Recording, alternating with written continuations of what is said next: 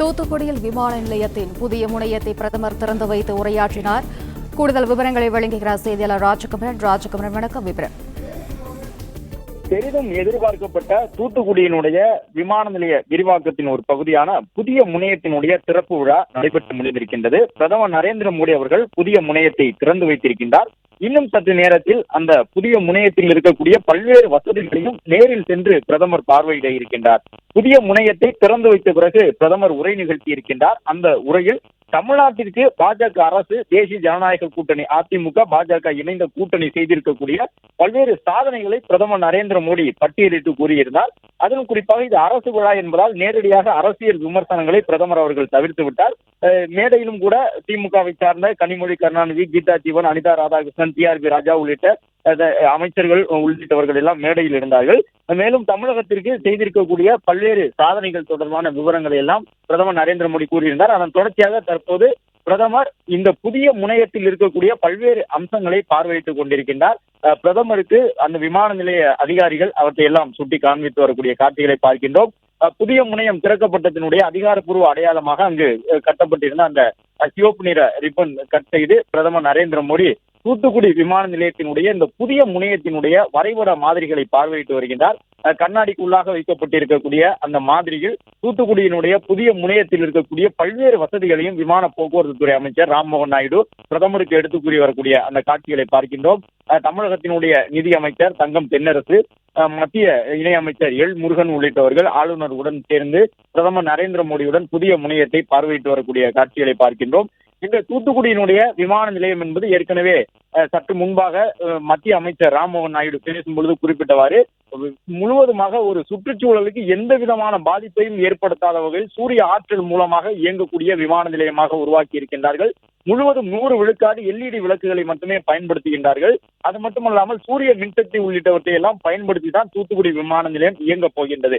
ஏற்கனவே கர்நாடகத்திலே பெங்களூருக்காக கெம்பே கவுடா விமான நிலையத்தை கட்டிய பொழுது அதில் எந்த மாதிரி அந்த புதிய விஷயங்கள் எல்லாம் சேர்க்கப்பட்டிருந்தனவோ முழுவதுமாக பசுமை விமான நிலையமாக அது பெங்களூருக்கு அருகில் அமைக்கப்பட்டதோ அதே போன்று தூத்துக்குடியினுடைய இந்த புதிய முனையம் என்பது முழுக்க ஒரு பசுமை விமான நிலையமாக அமைந்திருக்கின்றது. இதன் மூலமாக மரபுசார் ஆற்றல்களுக்கு மாற்றாக அந்த மரபுசாரா ஆற்றல்களை பயன்படுத்தி சூரிய மின்சக்தி உள்ளிட்டவற்றை எல்லாம் பயன்படுத்தி இந்த விமான நிலையம் இயங்கும் என்ற தகவலை சொல்லியிருந்தார்கள். தூத்துக்குடியில் திறக்கப்பட்டிருக்கக்கூடிய இந்த விமான நிலையத்தின் மூலமாக சுற்றுலாவும் தென் தமிழகத்தில் வளர்ச்சி அடையும் என்பதை பிரதமரும் தன்னுடைய உரையிலே சுட்டிக்காட்டியிருந்தார். விமான போக்குவரத்து துறை அமைச்சரும் சுட்டிக்காட்டியிருந்தார். அதிலும் குறிப்பாக கன்னியாகுமரி, குற்றாலம் உள்ளிட்ட சுற்றுலா நகரங்கள் வளர்ச்சி பெறும் என்றார்கள்.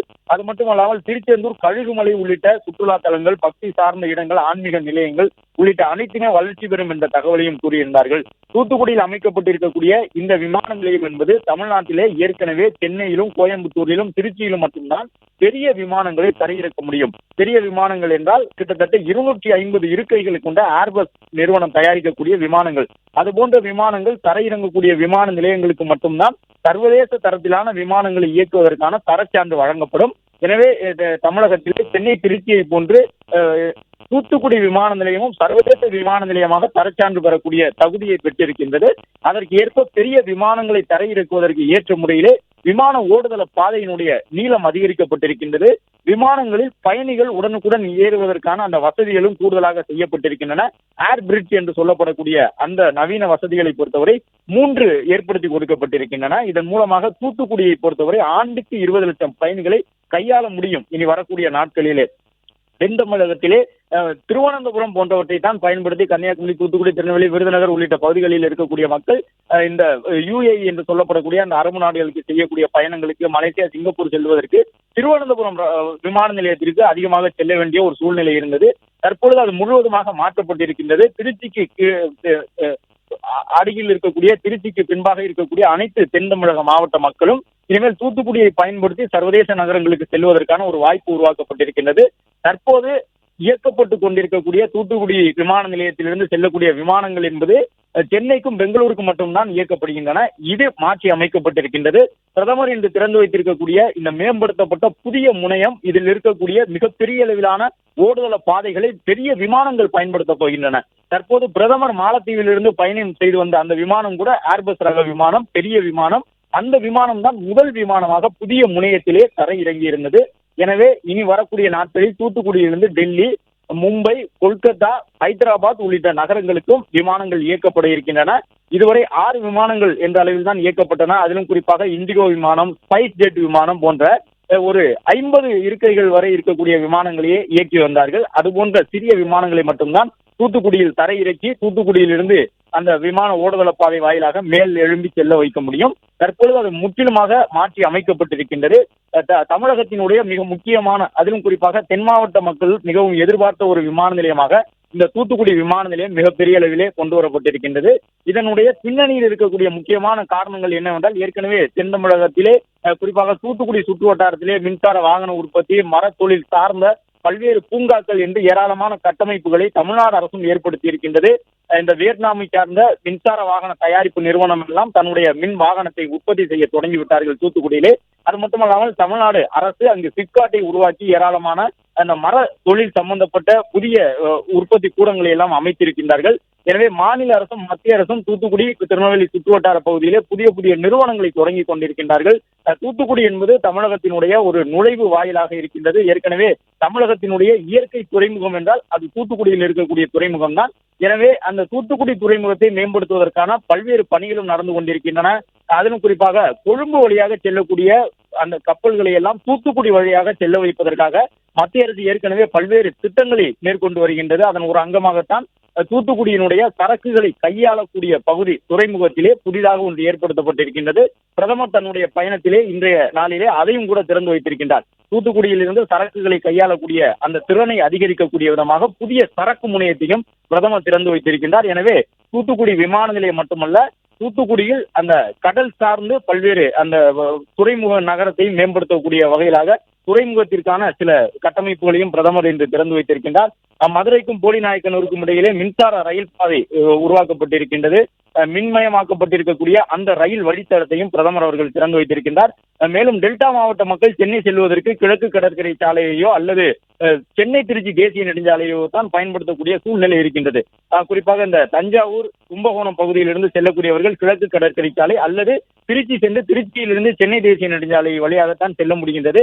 அதை மாற்றி அமைக்கும் விதமாகத்தான் கிழக்கு கடற்கரை சாலையில் கூட்ட நெரிசல், அதாவது வாகன போக்குவரத்து அதிகம் இருப்பதை தவிர்ப்பதற்காக விக்கிரவாண்டியிலிருந்து தனியாக ஒரு வழித்தடத்தை ஏற்படுத்தி வருகின்றது மத்திய அரசு. தேசிய நெடுஞ்சாலைத்துறையின் வாயிலாக அந்த விக்கிரவாண்டியிலிருந்து சேத்தியாத்தோப்பு, சேத்தியாத்தோப்பிலிருந்து சோழவரம், சோழவரத்திலிருந்து தஞ்சாவூர் என்று 3 நிலைகளில் பணிகள் நடந்து கொண்டிருக்கின்றன. ஏற்கனவே தஞ்சாவூரிலிருந்து சோழவரம் வரை பணிகள் நிறைவடைந்து விட்டது. இன்று பிரதமர் சோழவரத்திலிருந்து சேத்தியாத்தோப்பு வரையிலான அந்த 4 வழித்தடங்களை கொண்ட சாலையாக தேசிய நெடுஞ்சாலையை பிரதமர் திறந்து வைத்திருக்கின்றார். இதன் மூலமாக டெல்டா மாவட்ட மக்கள் சென்னை செல்வதற்கு கூடுதலாக ஒரு சாலை கிடைத்திருக்கின்றது. தேசிய நெடுஞ்சாலையாக நேரடியாக கும்பகோணத்திலிருந்தோ தஞ்சாவூரிலிருந்தோ அந்த சாலையில் சென்று விக்கிரவாண்டியில் ஏறிக்கொண்டு விக்கிரவாண்டியிலிருந்து நேராக சென்னையை சென்றடைய முடியும். கிழக்கு கடற்கரை சாலைக்கும் முழுவதுமாக சென்னை திருச்சி தேசிய நெடுஞ்சாலையை பயன்படுத்துவதற்கு மாற்றாகவும் இந்த புதிய தேசிய நெடுஞ்சாலை பயன்பாட்டுக்கு வருகின்றது. இன்னும் ஒரு சிறு பகுதி மட்டும், கிட்டத்தட்ட ஒரு 60 கிலோமீட்டர் மட்டுமே நிறைவடையக்கூடிய தருவாயில் இருக்கின்றது. அதாவது விக்கிரவாண்டியிலிருந்து சேத்தியாத்தோப்பு வரை இருக்கக்கூடிய பகுதி மட்டும் இன்னும் பணி நிறைவடையவில்லை. சேத்தியாத்தோப்பு சோழவரம், சோழவரம் தஞ்சாவூர் என்று 2 நிலைகளில் பணிகள் நிறைவடைந்திருக்கின்றன. பிரதமர் அவற்றை திறந்து வைத்திருக்கின்றார். இது மட்டுமல்லாமல் மேலும் பல்வேறு பணிகள், அதாவது மின் உற்பத்தி சார்ந்த திட்டங்களையும் பிரதமர் திறந்து வைத்திருக்கின்றார். கிட்டத்தட்ட 4900 கோடி மதிப்பீட்டிலான பல்வேறு திட்டப்பணிகளை பிரதமர் இன்று தொடங்கி வைத்திருக்கின்றார். மேலும் பாஜக தமிழகத்திற்கு செய்திருக்கக்கூடிய நிதி உதவி உள்ளிட்டவற்றையெல்லாம் பிரதமர் சுட்டிக்காட்டியிருக்கின்றார். தமிழகத்திற்கு மத்திய அரசு போதுமான நிதியை வழங்கவில்லை என்ற குற்றச்சாட்டு தொடர்ந்து முன்வைக்கப்பட்டு வருகின்றது. இந்த நிலையில்தான் மத்திய அரசு பாஜக 3 லட்சம் கோடி அளவிற்கு கடந்த 10-11 ஆண்டுகளில் தமிழகத்திற்கு கொடுத்திருக்கின்றது என்பதை தன்னுடைய உரையிலே பிரதமர் சொல்லியிருந்தார். அந்த நிதி என்பது கடந்த ஐக்கிய முற்போக்கு கூட்டணி அரசை காட்டிலும் 3 மடங்கு அதிகம் என்பதையும் முதலமைச்சர் உள்ளிட்டவர்களுக்கு அவர் சுட்டிக்காட்டியுள்ளார்.